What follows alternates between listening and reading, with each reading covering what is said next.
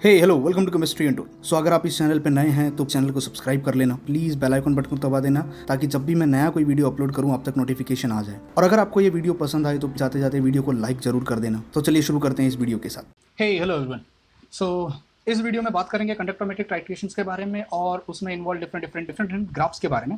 Now previous video में मैंने already conductometric titration का इंट्रोडक्शन दे दिया था, जहाँ पे मैंने काफ़ी कुछ बताया था कंडक्टोमेट्रिक टाइट्रेशन के बारे में, कंडक्टेंस के बारे में, और जो हम नॉर्मल एसिड बेस्ड टाइट्रेशन करते हैं उसमें और कंडक्टोमेट्रिक टाइट्रेशन में क्या फ़र्क है। ठीक है, तो इस पर्टिकुलर वीडियो में आप जैसे देख रहे हो मैंने यहाँ पे अलग अलग कॉम्बिनेशंस निकाले हुए हैं कि अगर मैं डिफरेंट कॉम्बिनेशंस बनाता हूँ कि टाइट्रेंट और टाइट्रेंट का, मेरे पास टाइट्रेंट का मतलब जो ब्यूरेट में हमारा जो सब्सटेंस होता है वो, और टाइट्रेंट का मतलब जो हम नीचे लेते हैं। ये एक टिपिकल अपैरेटस है जिसको हम यूज़ करते हैं, मैं इंस्ट्रूमेंटेशन में कह सकता हूँ कि हमारे पास ब्यूरेट होता है, हमारे पास अंदर सोल्यूशन होता है जिसको हम टाइट्रेट करने वाले हैं, मैग्नेटिक स्टरर होता है, ये मैग्नेट है यहाँ पे, और मेरे पास कंडक्टिविटी सेल होता है जो मेरे यहाँ पे कंडक्टेंस या कंडक्टिविटी मेजर करेगा। मेरे पास एक अपैरेटस होता है, इंस्ट्रूमेंट होता है जो मुझे शो करेगा कि अंदर कितनी, जिसको हम यूजुअली गैल्वेनोमीटर कहते हैं, जो हमें पोटेंशियोमीटर गैल्वेनोमीटर जो हम यूज़ करते हैं यूजुअली लेबोरेटरी में, जो हमें ये बताएगा कि अंदर कितनी कंडक्टिविटी है।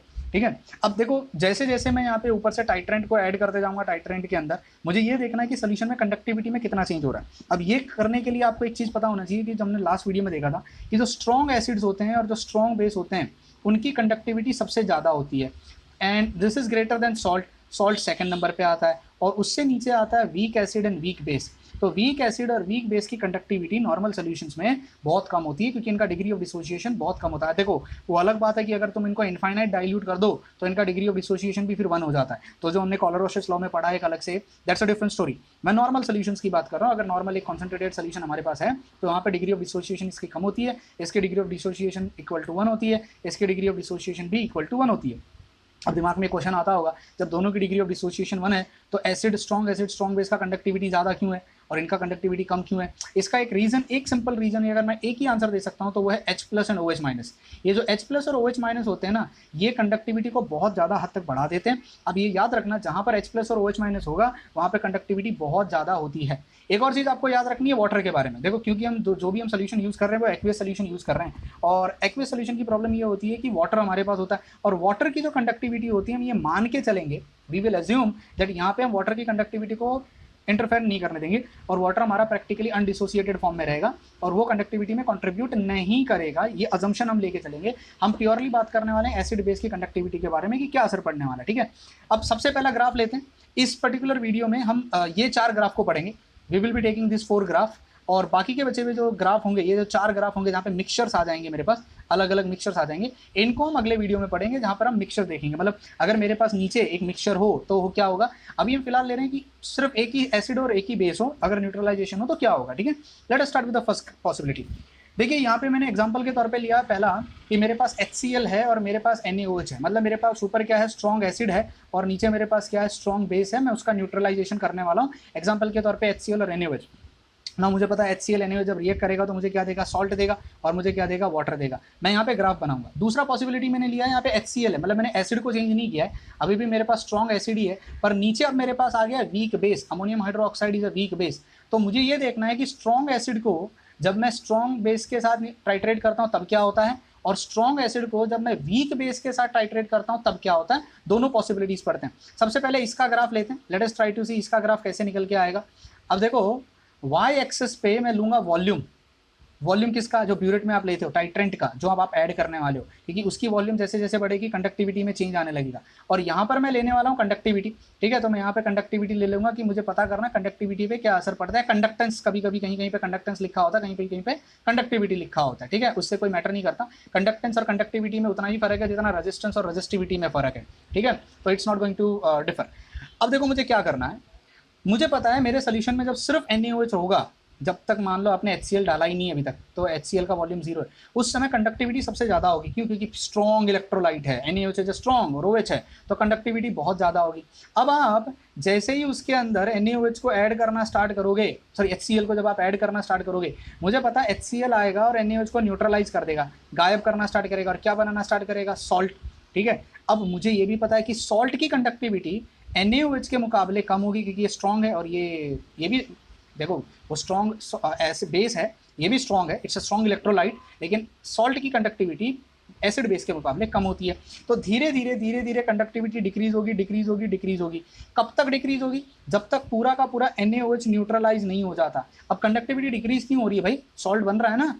कंडक्टिविटी डिक्रीज इसलिए हो रही है कि इवन दो सॉल्ट बन रहा है, NaOH की कंडक्टिविटी जो कि एक्सेप्शनली बहुत हाई थी वो गायब हो रहा है, तो उसकी कंडक्टिविटी धीरे धीरे डिक्रीज हो, जीरो नहीं हुई है और जीरो होगी भी नहीं। जीरो कैसे हो सकती है? जब पूरा का पूरा NaOH न्यूट्रलाइज हो जाएगा तब सोल्यूशन में सिर्फ NaCl बचेगा, और NaCl की कंडक्टिविटी जीरो नहीं है। ये कंडक्टिविटी जो थी वो NaOH की वजह से थी। जब पूरा का पूरा NaOH प्रेजेंट था, धीरे धीरे सॉल्ट बनने लगा तो कंडक्टिविटी डिक्रीज होने लगी। जब सिर्फ सोल्यूशन में सॉल्ट बचेगा, अब जो कंडक्टिविटी है ये सिर्फ किसकी वजह से है? सॉल्ट, क्योंकि सॉल्ट की कंडक्टिविटी NaOH के मुकाबले कम होती है। तो सॉल्ट बनते गया, NaOH कम होते गया, इसलिए कंडक्टिविटी डिक्रीज। एक बार पूरा का पूरा NaOH न्यूट्रलाइज हो गया, NaOH नहीं बचा, उसके बाद अगर तुमने एक्स्ट्रा HCl थोड़ा सा भी ऐड किया, हल्का सा भी HCl अगर ऐड किया, तो वो एडेड HCl से कंडक्टिविटी फिर से बढ़ने लगेगी, क्योंकि अब NaOH नहीं है, अब सिर्फ सॉल्ट है, और सॉल्ट के साथ HCl आ गया। HCl सॉल्ट को तो न्यूट्रलाइज नहीं कर सकता। तो ये कंडक्टिविटी क्यों बढ़ रही है? Because of extra HCl। और ये जो कंडक्टिविटी डिक्रीज हो रही थी, क्यों हो रही थी? सॉल्ट फॉर्मेशन की वजह से और NaOH के गायब होने की वजह से। उम्मीद है समझ में आया, ये ग्राफ समझ में आया। तो अगर न्यूट्रलाइजेशन के बाद तुम जो ऐड कर रहे हो वो स्ट्रॉन्ग है तो कंडक्टिविटी शार्प बढ़ेगी। सेकंड ग्राफ को देखने की कोशिश करते हैं तो हम रिलेशन निकाल पाएंगे कि क्या फ़र्क है। देखो, अब मैं ग्राफ को यहाँ बनाता हूँ। देखिए, मेरे पास ऑलरेडी एक वीक इलेक्ट्रोलाइट है। अब वीक इलेक्ट्रोलाइट की कंडक्टिविटी पहले से बहुत कम होती है क्योंकि वो वीक है, और अगर है भी कंडक्टिविटी तो वो OH माइनस की वजह से, थोड़ा बहुत OH माइनस जो वहाँ पे डिसोसिएट हो गया होगा OH माइनस, उसकी वजह से। अब जैसे ही आप HCl डालोगे, HCl उस OH माइनस को न्यूट्रलाइज कर देगा, तो सडनली थोड़ी देर के लिए कंडक्टिविटी एक दो ड्रॉप के लिए कम होगी। क्यों वो कंडक्टिविटी कम होगी? क्योंकि सडनली OH माइनस गायब हो रहा है जो हल्का फुल्का था, और बन कौन रहा है? बन रहा सॉल्ट है। अब ऐसा नहीं है कि सॉल्ट की कंडक्टिविटी जीरो है, पर OH माइनस की कंडक्टिविटी, क्योंकि जितना भी देखो OH माइनस को इज्जत तो देनी पड़ेगी। मानता हूँ वीक NH4OH वीक है, पर वो OH माइनस थोड़ा बहुत तो दिया होगा, और OH माइनस शेर की तरह थोड़ा सा भी अगर प्रेजेंट होगा तो कंडक्टिविटी बढ़ा के रखेगा। अब उसके बाद क्या होगा? जैसे ही आप HCl डालने लगोगे, NH4Cl का कॉन्सेंट्रेशन बढ़ने लगेगा। तो जैसे ही NH4Cl का कॉन्सेंट्रेशन बढ़ने लगेगा, NH4OH का कम होने लगेगा, तो सॉल्ट बढ़ रहा है। तो कंडक्टिविटी सॉल्ट की अमोनियम हाइड्रोक्साइड के मुकाबले ज़्यादा होती है, तो कंडक्टिविटी बढ़ेगी। एक बार जब आपने पूरा का पूरा NH4OH को न्यूट्रलाइज कर दिया, गायब हो गया, उसके बाद अगर आपने हल्का सा भी HCl अंदर ऐड किया, तो HCl के लिए NH4OH तो बचा नहीं है, न्यूट्रलाइज हो गया। तो HCl क्या करेगा? जाके NH4Cl के साथ बैठ जाएगा। अब NH4Cl की कंडक्टिविटी ऑलरेडी कुछ तो थी, ठीक है ना। तो ये जो कंडक्टिविटी आई, ये कंडक्टिविटी किसकी वजह से आई? NH4Cl की वजह से। और ये कंडक्टिविटी किसकी वजह से थी? NH4OH की वजह से। अब देखो, वीक इलेक्ट्रोलाइट यानी वीक बेस की कंडक्टिविटी कम थी और सॉल्ट की कंडक्टिविटी ज़्यादा है। समझ में आया? उल्टा, यहाँ उल्टा हुआ, स्ट्रॉन्ग बेस की कंडक्टिविटी ज़्यादा थी, सॉल्ट की कंडक्टिविटी कम थी। तो ग्राफ समझ में आया कैसे आ रहा है? इसके बाद अगर तुमने HCl हल्का सा भी ऐड किया तो ग्राफ में सडन चेंज आएगा। तो इक्विवेलेंट वैल्यू कौन सी है? ये वाली इक्विवेलेंट वैल्यू है क्या जी? नहीं, ये वाली इक्विवेलेंट वैल्यू है, यानी वॉल्यूम इक्विवेलेंट। मतलब इतना HCl डालने पर पूरा का पूरा अमोनियम हाइड्रोक्साइड न्यूट्रलाइज हुआ। यहाँ पर इतना वॉल्यूम डालने पर पूरा का पूरा NaOH न्यूट्रलाइज हुआ। तो आई होप दोनों ग्राफ समझ में आया। अच्छा, यहाँ पे कभी कभी कॉन्ट्रडिक्शन है, बच्चों को डाउट आता है कि ये सडनली ये थोड़ी सी वैल्यू कम क्यों हुई। तो इसका मैंने ऑलरेडी आंसर दे दिया है कि एक तो आप HCl डाल रहे हो तो जो बचा कुछ OH माइनस था वो न्यूट्रलाइज हो गया। दूसरा, कॉमन आयन इफेक्ट की वजह से अमोनियम क्लोराइड बनेगा ना, कॉमन आयन इफेक्ट की वजह से NH4Cl का डिग्री ऑफ डिसोसिएशन और भी कम हो जाता है, क्योंकि सॉल्ट के अंदर अब कौन आ रहा है? सोल्यूशन में अब कौन आ रहा है? अमोनियम NH4+, और बेस में कौन होता है? NH4OH। तुम्हारा बेस में NH4 प्रेजेंट है। तो आई होप आपने आयोनिक इक्विलिब्रियम में कॉमन आयन इफेक्ट पढ़ा था। तो जितना NH4OH जो न्यूट्रलाइज हो भी रहा था वो और भी कम हो जाएगा। तो जितना हो भी रहा था न्यूट्रलाइज वो और भी कम हो जाएगा। तो कंडक्टिविटी सडनली पहले थोड़ी सी डिक्रीज होगी। वो गाड़ी को जब चालू करते हैं, स्टार्ट करते हैं, तो पहले थोड़ा रिवर्स लेना पड़ता है, तो यहाँ पे थोड़ी सी रिवर्स में जाएगी और फिर उसके बाद वापस से बढ़ने लगेगी। अब ये इंक्रीमेंट किसकी वजह से हो रहा है? सॉल्ट फॉर्मेशन की वजह से, सॉल्ट फॉर्मेशन। और उसके बाद ये इंक्रीमेंट किसकी वजह से हो रहा है? एक्सेस HCl की वजह से। तो मुझे उम्मीद है दोनों ग्राफ समझ में आया। दोनों में ऊपर HCl था यानी स्ट्रॉन्ग एसिड था, दोनों केसेस में स्ट्रॉन्ग एसिड था, नीचे एक बार स्ट्रॉन्ग बेस लिया और एक बार वीक बेस लिया। ग्राफ समझ में आया? आगे बढ़ते हैं। प्लीज़ इन ग्राफ्स को ड्रॉ कर लेना। देखो अब ग्राफ हमारे पास जो अगले ग्राफ आएंगे उसमें हम ऊपर चेंज करने वाले हैं। अब ऊपर हम क्या लेने वाले हैं, ऊपर हम ले लेंगे weak acid, weak base, weak base. अब तक हमने क्या लिया यहाँ पे, हमने यहाँ पे लिया था स्ट्रॉन्ग एसिड, हमने यहाँ पे क्या लिया था स्ट्रॉन्ग एसिड। तो स्ट्रॉन्ग एसिड, स्ट्रॉन्ग एसिड, फिर हमने क्या ले लिया यहाँ पे बेस को बदल ही दिया। अब हम क्या लेने वाले हैं, अब हम यहाँ पे लेने वाले हैं वीक बेस, वीक बेस। अब तुम पूछोगे सर स्ट्रॉन्ग एसिड लिया, स्ट्रॉन्ग एसिड लिया तो वीक एसिड लो, लेंगे ना भाई, टाइम आने पे लेंगे। अगर मैं रिवर्स भी कर दूं तो ग्राफ का नेचर सेम होगा, बस एक छोटा सा फर्क आएगा। क्या फर्क आएगा उसको हम बाद में देखेंगे। यहाँ फर्क आएगा इस ग्राफ में, इस ग्राफ को मैं थोड़ी देर के बाद बताऊंगा। ये ग्राफ प्लीज याद रखना, इसको हम बाद में देखने वाले हैं क्या चेंज आएगा। फिलहाल हम ये मान के चलते हैं मेरे पास वीक बेस है जिसको मैं नीचे स्ट्रॉन्ग एसिड ले रहा हूँ, वीक बेस है मैं नीचे क्या ले रहा हूँ, वीक एसिड ले रहा हूँ। ठीक है, let us start with this graph. दिमाग लगाओ, लॉजिक लगाओ, अपने आप ग्राफ समझ में आ जाएगा। पहला ग्राफ इसका लेते हैं, दूसरा ग्राफ वो बाजू वाले का लेते हैं, राइट हैंड साइड वाले का। बताओ ग्राफ क्या आएगा, अमोनियम हाइड्रोक्साइड और HCl। HCl है तो कंडक्टिविटी हाई होगी, फिर आप NH4OH डालोगे, कंडक्टिविटी कम होगी, कंडक्टिविटी कम होगी, कंडक्टिविटी कम होगी। क्यों? क्योंकि HCl गायब हो रहा है, अमोनियम हाइड्रोक्साइड आ रहा है उसको गायब कर रहा है, अमोनियम हाइड्रोक्साइड आ रहा है और क्या बना रहा है, सॉल्ट बना रहा है। तो कंडक्टिविटी धीरे धीरे क्या होने लगेगी, गायब होने लगेगी। एक बार HCl गायब हो गया उसके बाद आप क्या डालोगे, अमोनियम हाइड्रोक्साइड, तो अब तक क्या बन गया होगा, सॉल्ट बन गया होगा। तो ये कंडक्टिविटी किसकी हो जाएगी, सॉल्ट की, तो ये कंडक्टिविटी हो जाएगी HCl की। कंडक्टिविटी डिक्रीज हुई क्यों, क्योंकि HCl गायब हुआ और सॉल्ट बना, और सॉल्ट की कंडक्टिविटी HCl के मुकाबले कम होगी क्योंकि ये स्ट्रॉन्ग एसिड है और ये सॉल्ट है। अच्छा, एक बार न्यूट्रलाइजेशन हो गया उसके बाद आप अमोनियम हाइड्रोक्साइड ऐड करोगे, पर अमोनियम हाइड्रोक्साइड तो वीक है और वीक इलेक्ट्रोलाइट की कंडक्टिविटी ज़्यादा होती नहीं है। तो इवन दो अब जब तुम ऐड करोगे तो इवन दो NH4OH आएगा और सोल्यूशन के अंदर कौन प्रेजेंट है, सोल्यूशन के अंदर प्रेजेंट है NH4Cl, अमोनियम क्लोराइड। क्योंकि रिएक्शन समझे क्या हुआ, NH4OH ने न्यूट्रलाइज किसको किया, HCl को, और क्या बना के दिया, अमोनियम क्लोराइड। अब अमोनियम क्लोराइड स्ट्रॉन्ग है और अमोनियम हाइड्रोक्साइड वीक है, तो इवन दो अमोनियम हाइड्रोक्साइड अंदर आएगा NH4Cl उसको डिसोसिएट नहीं होने देगा क्योंकि कॉमन आयन इफेक्ट आ जाता है। NH4+ और इसमें भी NH4+, NH4+ अगर आके डिसोसिएट करना भी चाहेगा तो नहीं कर पाएगा क्योंकि कॉमन आयन इफेक्ट की वजह से स्ट्रॉन्ग इलेक्ट्रोलाइट वीक इलेक्ट्रोलाइट का डिग्री ऑफ डिसोसिएशन कम कर देता है। तो NH4OH सोल्यूशन में आके कॉर्नर में बैठ जाएगा चुपचाप से, मजे लेगा, और सोल्यूशन में कौन घूमेगा, सोल्यूशन में सिर्फ NH4Cl घूमेगा। तो क्या NH4OH सोल्यूशन की कंडक्टिविटी में कंट्रीब्यूट कर पाएगा टाइट्रेशन के बाद, नहीं।